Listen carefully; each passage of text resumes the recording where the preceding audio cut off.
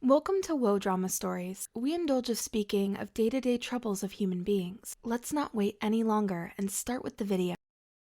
Story 1. I am a 24-year-old woman. About 2 years ago, I broke up with my boyfriend because he was cheating on me. I was devastated and swore off guys for a while. A year ago, one of my friends told me to get on the online dating scene. She insisted that I'll be a big hit on dating apps since I am a working model. I work for fashion brands, and I have a lot of professionally taken photographs. She wouldn't let go of the idea, so I finally gave in and created a profile for myself. I used some of the pictures that I liked. They were all professionally taken and were actually nice shots. I immediately got bombarded with messages and matches. It felt good, honestly. After a tough year of heartbreak, all this attention felt good. I talked to a couple of people, but didn't make any solid plans or anything. Cut to 2 weeks later, I found a really cool guy. He seemed really interesting and was quite good looking. We hit it off immediately and started talking every day. Finally, after talking for a week and a half, he asked to see me. I said yes. I was really excited about our date. The day of the date, I got ready and went to the restaurant. Sat in the restaurant for a whole hour. He never showed up. I was humiliated and angry. I was just about to get up and leave when a guy from the table next to me said hi to me. I didn't hear him properly, so I went over to his table. He said he was sorry somebody stood me up and that he was stood up too. That made me smile for some reason, so I asked if I could sit with him. He said okay, and we sat and had a drink together. We both drank and bitched about our respective dates who never showed up. We laughed a lot, and what was going to be a horrible night for me ended up being a really nice one. At the end of our date, he said that the man who stood me up missed out because he thought I was great. I told him thank you and asked him to go out with me again. This is very out of character for me. I never ask people out on dates, so I was nervous when I asked him. He was very hesitant with the answer, so I told him I won't be upset if he said no. He just said that he was a little intimidated by me because, why would a girl like you go out with a guy like me? Those were his exact words. I didn't expect that, so I asked him what did he mean. He said that I'm just an average guy and you're a literal model. I laughed and told him that this literal model just got stood up, and so did the average guy. He found that funny and finally agreed to go out again. 3 days later, I go out with this guy. Everything is sort of awkward now because this is actually our first date. We don't even know each other that well, but at least he showed up, so I was relieved. After dinner, he invited me up to his place. I was skeptical, but he seemed like a nice guy, so I said okay. We go to his apartment, and inside there's no furniture and a bunch of boxes lying around. I thought it was weird, but didn't say anything. He had a couple of bar stools near the kitchen table, so I sat in one of those while he went inside one of the rooms. He told me he had just moved in, so hasn't unpacked yet. He came back out with a bottle of wine. Everything is still kind of awkward, but that's how first dates are. I agreed to a drink, and he starts looking for the wine opener. Couldn't find it for 10 minutes, and after he finally got the wine opener out of one of the boxes, he drops the wine bottle to the floor. We were both startled, and he starts to pick up the broken glass in a hurry. Next thing I know, he's bleeding horribly from his forearm. I rush to him and take him away from the mess. There's literally nothing in his apartment that I can use to stop the bleeding. I tear the bottom half of my skirt in a panic and wrap it around his arm. Then I call 911 because it looks like he's losing a lot of blood. He can barely stand when the ambulance arrives. They take him to the ER, and since I'm the only one with him at that point, I go to the ER as well. He was unconscious most of the night, and I stayed there the whole night while I was wearing a blouse soaked in his blood. He wakes up in the morning and tells me how embarrassed he is. I just tell him that it's okay. He gets discharged, and since I was the only one with a car at the hospital, I drive him back to his apartment. I clean up the wine mess from last night. He apologized for ruining my clothes with his blood, and I just laugh it off. He asked me to stay for a while so he could thank me for staying with him at the hospital. I agreed to stay while he ordered breakfast for the both of us. I cleaned up at his place and put on some of his clothes. Then we just ate breakfast and talked. He asked me if this was the worst date of his life, and I told him it was not even close. It was still our first date, but now it wasn't awkward at all. After breakfast, I asked him out for another date, and he just laughed and agreed. I hope the next one doesn't include one of us bleeding to death, though, he said. We laughed, and that was a year from today. Today is my wedding day, and my fiancé and I have both planned to stay away from the wine bottles. Story 2. I've been dating the most amazing woman for the past year and a half. I have been in puppy love before, The kind where they're all you can think about and you smile when you think of them. And we have that too. But she has also brought to me the joy of being together but not together. That magnificent way you can just be alone in the same room. Her reading a book, me doing a project, and really knowing someone. Knowing how her mouth crinkles when she thinks, the way the rain makes her feel, all the stories of her childhood, all the little stuff that makes her a person. At least I thought I did. I was shopping for a ring and had been dropping hints that made her smile, and we would plan this little suburban life. A deck with a grill, a goofy puppy, a piano. We talked about baby names and vetoed ones. We have the joke names Trevor and Trevina. We'd pick out paint colors and flooring at Lowe's and giggle like idiots. I was 100% confident. I just hadn't chosen a ring. You know, she didn't want a diamond, but didn't know what she does want. Then I got a Facebook message today from some guy. He said that he was her brother-in-law and that she had blocked him on Facebook, but could I please pass along a wedding invite? And it would mean a lot if she was there. I pressed for more details and it all came out. She was married before to a guy named Brendan, and they had a little boy, Sam. She told me before she didn't like that name. The son died in a car accident, and afterwards they had an ugly divorce, and she cut ties. 5 years of her life I never knew about, and I don't know if I ever would have. I think she was never going to tell me. I felt sick about this all day. Made up an imaginary sickness to sit and think by myself, and I feel paralyzed by it. This morning I knew her, and now I don't. I don't even know how to bring this up or what. I definitely can't go by the ring and pretend. At the same time, I want to be with her. I am hurt, but know that was horrible, that she went through something unimaginable, but I don't know what that means for us. Am I just a distraction? Is this something she does? I spoke to her the day after. She told me she had wanted to tell me for a while, but didn't know where to start. That she thought about Sam every day, but at the same time didn't know how to begin. She pulled out a shoebox from her closet and showed me the pictures. Pictures of her wedding, this propped up little thing at the courthouse. Her in a short white dress with a slight stomach. Her husband, this cocky-smiled kid with the shaggy blonde hair. Then the baby, Sam. Pictures from a red-faced baby to this little 4-year-old person. Birthdays and Christmases, and pictures of the three of them, a family. She talked about Brendan, how they came from these radically different backgrounds, and she barely knew him as a person before he was a father and husband. They'd only been dating 3 months when she got pregnant. They were 20. Then she talked about Sam, her baby. She kept saying he was the best thing that ever happened to me. Hearing that broke my heart. She talked about how his hair cowlicked in 3 different spots, and how he was always singing or humming, that he loved to climb.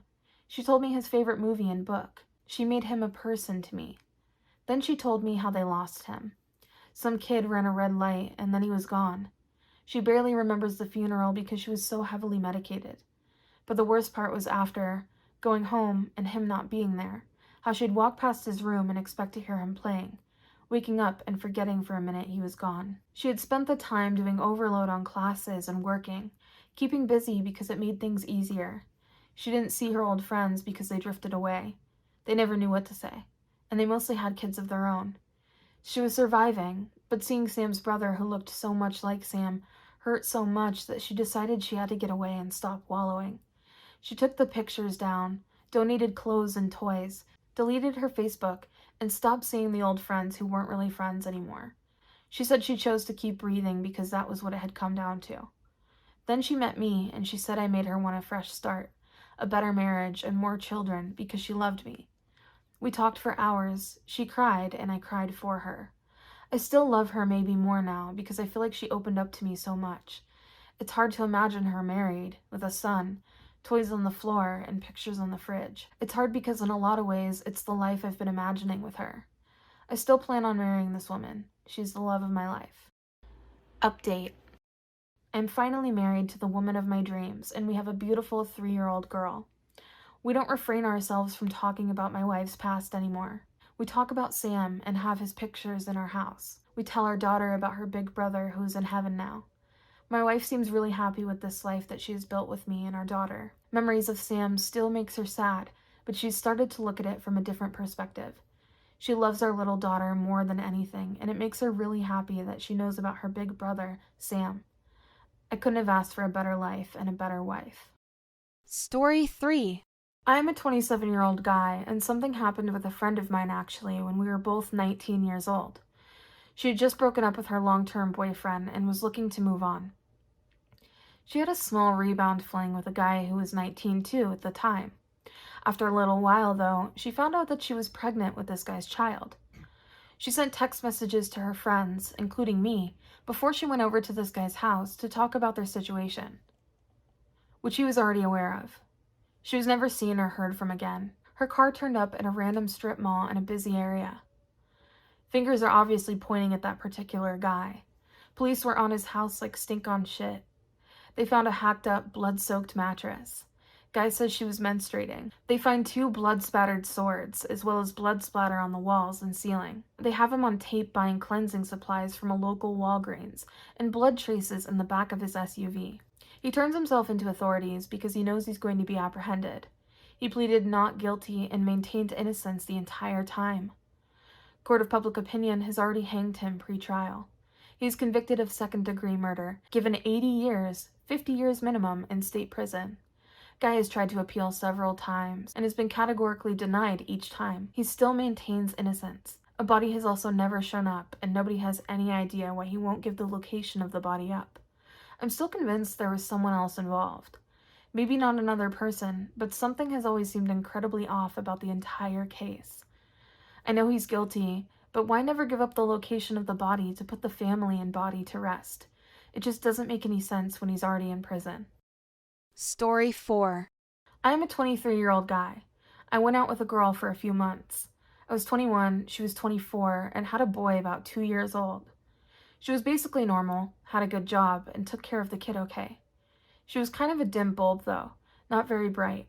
I was bored in the relationship and really didn't want to become a stepdad to the kid, so I ended it. No problems till then. After a month or so, I ran into her at a bar and we ended up talking, laughing, and going back to her place for the night. She and I slept together at her place. Next morning, she wakes me up with coffee and breakfast. After breakfast, I leave and go to school. She goes to work. Then, I get incredibly sick on the way to school, throw up multiple times, make it to school still puking, find the nurse/medical office, and vaguely recall being loaded into an ambulance. I was passed out at this point. Woke up in a hospital bed after some time. A doc tells me I OD'd on an enormous amount of meth and had about 5 minutes left to live before they figured it out. Oh, by the way, there are some federal agents here to talk to you about the whole situation. I told them everything that happened from last night to this morning. They went ahead and did some investigating and called me to let me know what had happened. Turns out my ex had planned this whole thing and decided that if she couldn't have me, no one could. She dosed my coffee with meth, which could have essentially killed me. She went to jail after that, but got a reduced sentence because she told them the name of the guy who was making and distributing meth. The meth dealer was also one of her family members. Update. My ex-girlfriend who dosed my coffee with meth has been released from jail, and the first thing she did was contact me. I'm in a new relationship now, and her call out of nowhere made me really scared. I mean, I could have died that day. I've tried so hard to forget about that day, and she just made all the memories fresh in my mind. I told her to not call me and get some help because she is acting insane. She still kept calling me, so I got a restraining order and changed my phone number. So far, so good. Haven't heard from her since. Hope I never have to hear from her again. Story 5. I'm a 32-year-old man and have been married to my wife for 4 years. Last year, we drove up to my wife's hometown to spend Christmas Eve with my parents-in-law and their entire family. Her aunt was there. We will call her aunt for obvious reasons. I've never met that woman before that. Well, we go into my wife's grandmother's house and I introduce myself to Aunt, and she looks at me and goes, "Well, you're the baby killer I have heard so much about." Side note, I was in the Marines. Those were the first words out of her mouth she had ever spoken to me for the first time she met me. That was really strange for me. Fast forward about 2 hours, and many insults later, Aunt proceeds to get completely smashed. I mean, she can't put together a sentence, and has decided that the time is now to let her mother know how much she hates her. She goes into great deal about how she believes her mother is a slut. She moves on to say, and I quote, "Over 50 men, mother. That's how many men I have been with. Why couldn't you have taught me how to close my legs rather than spread them for money?" Well, unfortunately, I was a little drunk and I couldn't help but burst out laughing. So Aunt turned her rage over to me. She yelled at me that I must want to go for a ride and proceeded to jump on my lap and start riding me. Naturally, I stood up quickly, and she went flying off of me and smashed her head against the corner of the coffee table. She was out cold and had to be taken to the hospital via ambulance. Everyone there was embarrassed by her behavior, and I was completely dumbfounded. So she leaves, and the rest of the night goes just fine. We all sort of pretended nothing had happened. Fast forward 2 weeks, and I get a bill in the mail from Aunt stating that it was my fault that she had hit her head, and I needed to pay all of her medical bills because she had no insurance. I got in touch with the rest of the family that was there, and we all agreed I certainly did not need to pay her bills. I haven't seen this woman since, and she's been barred from all future family events. Overall, fun night.